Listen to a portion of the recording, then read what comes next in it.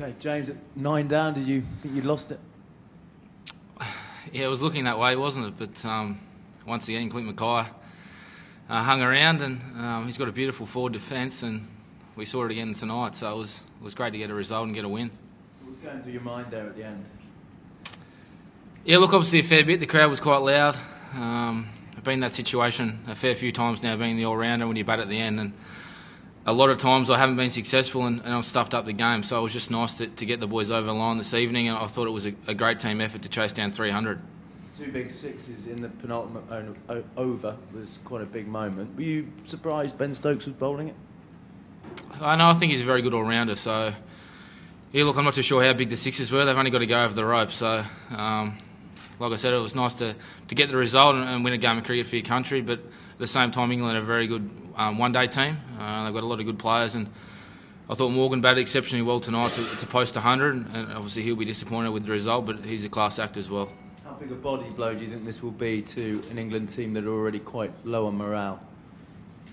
Yeah, look, any time you make 300, you like to think you can defend it, but the one-day game's changing with the rules, the 2 new balls, the 4 fielders only allowed outside the circle. It's changed the whole dynamic. So, yeah, look, we're going to see a lot of high scores being chased down now in the future.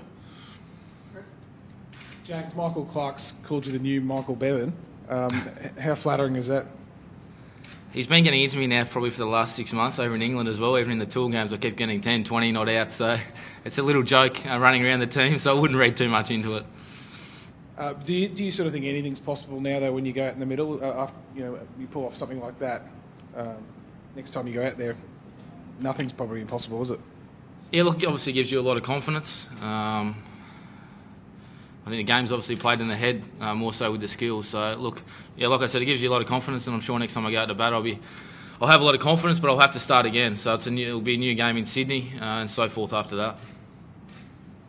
James, obviously England have had a tough old tour of it out here.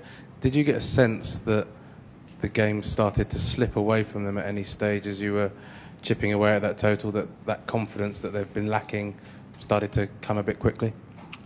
Yeah, I suppose when we probably needed about 30 to win, the crowd started getting behind us, which was great, and I thought we were a real chance. So, yeah, and then after that, we obviously started to hit the fence, and yeah, everything was starting to turn our way. But having said that, when we needed 12 off the last over, it was still a fair few runs. So, yeah, it was just a sweet win.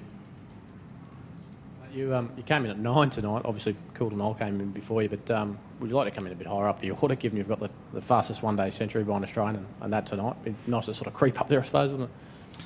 I'm not too fussed, to be honest, as long as we're winning. Obviously, there was a ploy tonight that Michael wanted to put Coulter up the order through the power play. Obviously, I don't think Coulter's batted that much in one-day cricket now for his country, so he wanted to give him a bit of a whack, and then knowing that he had myself and Mitch to come in after that. But yeah, I'm not too fussed where I bat as long as Australia wins. With that final over as well that Tim Bresnan bowled, did you have a sense what he was trying to do? Obviously, one was a top edge, but the other 2 came quite sweetly out of the middle. Did you sort of second guess him? Yeah, look, obviously, I'm looking back at it now. His plan was obviously to bowl slow balls, and if they went a slow ball into the wicket, it was back of a length into the wicket. Probably got a bit lucky first ball, went over the top of the keeper. But yeah, after that was pretty much his plan, and at the end they brought up the point and they gave the offside to me. So yeah, obviously it was a pretty good wicket tonight. When 600 runs are scored in 50 overs, it's some good entertaining cricket for the crowds, whether they're here or watching on television. Do you feel now that it's going to be extremely tough for England to pick themselves off this roll? Yeah, it will be tough. But look, we obviously had a tough time in England. Don't get me wrong there. The way they touched us up over there, I thought we played some good cricket at times. It hurt. So we know the pain that they're feeling at the moment. We don't feel sorry for them at all. It's a matter of going out next game and starting fresh and really putting on a show again, a strong performance. James, having been so close to being part of the Ashes squad, but probably not quite being there, is it nice to have a moment of your own when you're out in the middle when one of those special things happens? Yeah, well, look, obviously it's been a while since I've been out in the middle, but having said that, it was good to be around the group throughout the Ashes.